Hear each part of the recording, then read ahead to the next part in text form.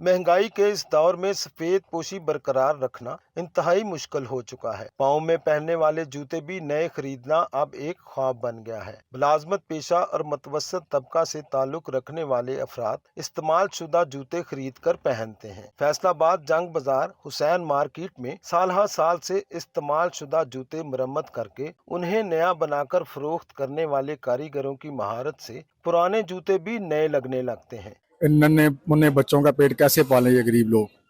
ये पुराना काम कर रहे हैं, जूते को मरम्मत करते हैं, फिर इसको पॉलिश करते हैं, फिर ये सेल करते हैं, लेकिन गाहक का रुझान इधर नहीं है।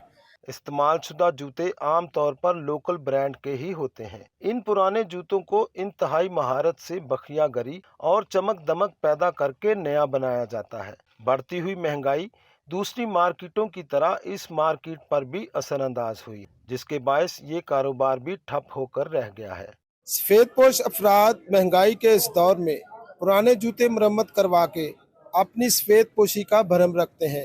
कैमरामैन हसन चौहान के साथ आफताब नवाज, 5 न्यूज़, फैसलाबाद।